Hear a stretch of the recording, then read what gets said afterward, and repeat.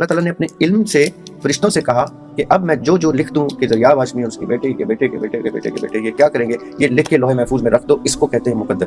تقدیر آن the other hand اس جو میں پریکٹیکلی کرتا ہوں ڈیلی لائف میں، وہ میری تقدیر نہیں، بلکہ میں جب نصیب اپنا شاپنگ کارٹ سے پک کر رہا تھا، میں نے ہی کہا تھا کہ مجھے تکلیف میں ڈالیے گا، تب جا کے مجھے یاد آئے گا کہ آپ کون ہیں، میں کون ہوں، مجھے کیا کرنا۔ اگر مجھے آپ بالکل آسانی میں رکھیں گے تو دنیا مجھے اتنا اٹریکٹ کرے گی، اٹ از سو بیوٹیفل، اللہ تعالیٰ کی کریشن ہے، یہ خوبصورت تو ہونی تھی، اس نے اٹریکٹ تو کرنا تھا۔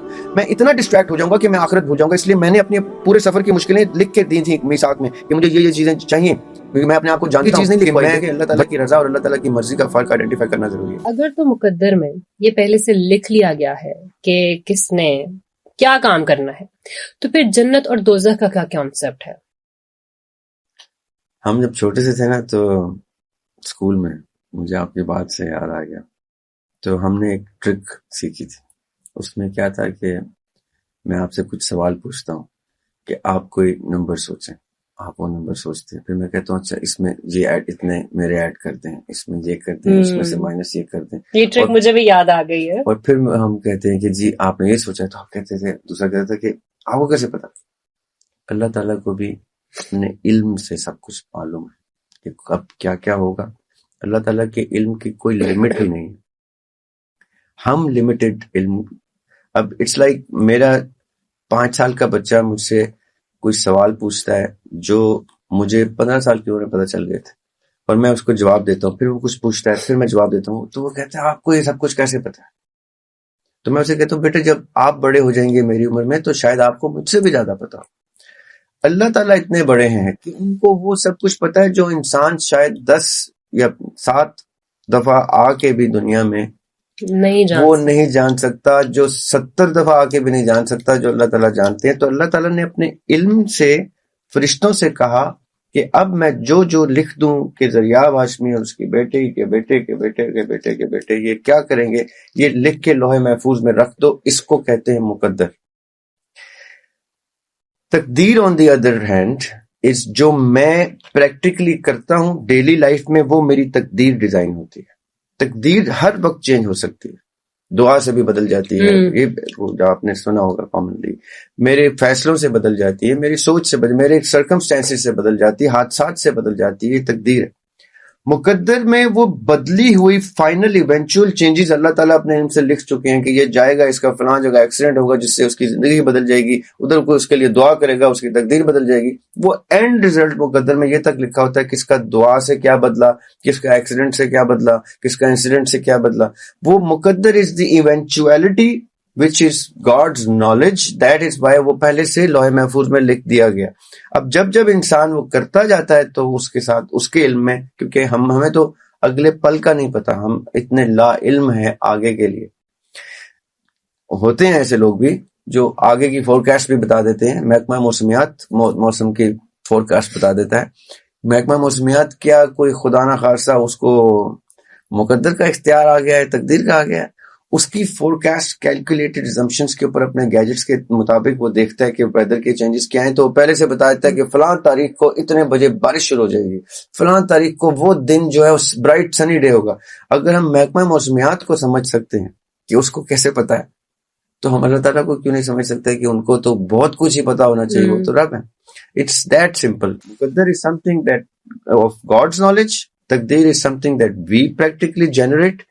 نصیب وہ ہے جو آپ آنے سے پہلے شاپنگ کارٹ میں کہتے ہیں مجھے اتنی خوشیاں دینی ہیں، اتنے غم دینے ہیں، اتنے بہن بھائی دینے ہیں، اتنا رزق دینا ہے، اتنے بچے دینے ہیں۔ ہم سب کچھ نصیب اپنا شاپنگ کارٹ سے لے کے، کیونکہ ہم جانتے ہیں کہ کتنی تکلیفوں کے بدلے اللہ تعالیٰ کتنا اجر دے دیتے ہیں، تو ہم اس ٹائم تکلیفیں مانگ رہے ہوتے ہیں۔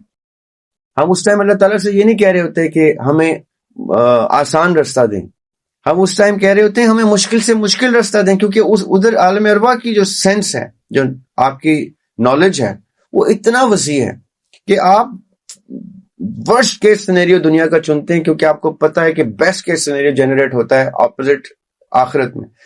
دنیا میں ہم آتے ہیں، ہم آف کورس بھول جاتے ہیں کیونکہ that's part of the test.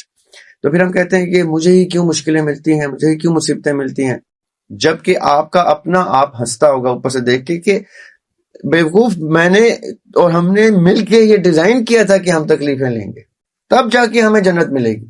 اور پھر ہمارا اندر ہمیں جگاتا ہے، جھنجھوڑتا ہے ہم قرآن پڑھتے ہیں یا جو دیگر مذاہب کے لوگ اپنی کتب پڑھتے ہیں، تو اس میں ہر مذہب یہ کیا ہوتا ہے کہ تم نے خود اپنے اوپر کال کی ہے یہ چیز. جب حضرت یونس علیہ السلام کو مچھلی کے پیٹ میں سزا دی گئی تھی اور وہ آ گئے تھے، تو انہوں نے ایک دعا کی تھی جو قرآن پاک میں مینشن ہے. وہ بڑی خوبصورت دعا ہے اگر اس کو سمجھا جائے تو. لا الہ الا انت سبحانک انی کنت من الظالمین، کہ آپ گریٹ ہیں، آپ سب سے بڑے ہیں، یہ میں نے ہی اپنے اوپر یہ مصیبت ڈالی ہے.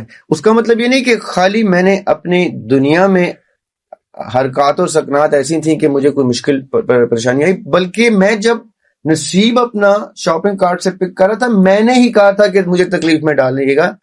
تب جا کے مجھے یاد آئے گا کہ آپ کون ہیں، میں کون ہوں، مجھے کیا کرنا. اگر مجھے آپ بالکل آسانی میں رکھیں گے تو دنیا مجھے اتنا اٹریکٹ کرے گی. اٹ از سو بیوٹیفل، اللہ تعالیٰ کی کریشن ہے، یہ خوبصورت تو ہونی تھی، اس نے اٹریکٹ تو کرنا تھا.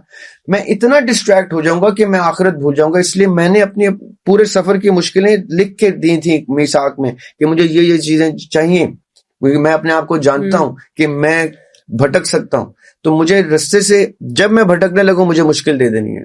فَإِنَّ الْعُسْرِ يُسْرًا، إِنَّ الْعُسْرِ يُسْرًا، قرآن پاک میں اللہ تعالیٰ کہتے ہیں.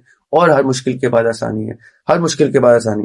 یہ کیا اللہ تعالیٰ بار بار قرآن پاک میں ہمیں انڈیکیشن دے رہے ہیں کہ جب مشکل نظر آئے تو خوش ہو جانا کہ اس کے بعد آسانی ہے. مطلب آسانی کی طرف نہیں جانا، کیونکہ آسانی کے بعد مشکل آ سکتی ہے. مشکل کے بعد کنفرمڈ آسانی، اس پہ فلیگ لگے ہوئے ہیں. فار انسٹنس تو میں جان کے مشکل والا رستہ لوں گا. مولا علی نے کہا تھا کہ جب تمہیں لگے کہ تمہارا رستہ آسان ہے تو سمجھ لو کہ تم غلط رستے پہ جا رہے ہو. You have to have difficult paths to get the promise of فَإِنَّ مَعَ الْعُسْرِ يُسْرًا، کہ اس پرومس میں اللہ تعالیٰ ایک ہی آیت میں 2 دفعہ وعدہ کر رہے ہیں کہ مشکل کا رستہ چنو گے تو آسانی ہی آسانی ہوگی. ہم نے وہاں پہ بھی یہ جانتے تھے، ہم اس لیے مشکلیں ڈالی، اور یہاں پہ بھی جو سمجھتا ہے نا اس چیز کو سمجھ جاتا ہے، وہ کہتا ہے بھائی میں نے مشکل رستہ ہی لینا ہے، آسان رستے کی تو آگے مشکلات ہی آئیں. اللہ تعالیٰ کو یہ پہلے سے پتا ہے کہ ذریعہ ہاشمی کب کیا کرے گا، اس کے نتائج کیا ہوں گے. وہ اپنا علم کی چیز انہوں نے پہلے سے لکھوا دی ہے، اپنی مرضی کی چیز نہیں لکھوائی. دیکھیں اللہ تعالیٰ کی رضا اور اللہ تعالیٰ کی مرضی کا فرق آئیڈینٹیفائی کرنا ضروری ہے. رضا وہ ہے کہ میری بیٹی مجھ سے کہے کہ میں ڈاکٹر بننا چاہتی ہوں، میں کہوں ٹھیک ہے آپ کی مرضی، آپ جو دل چاہے بنے. تو میں نے اس کو، میری رضا ہے کہ وہ بنے. کل وہ کہتی ہے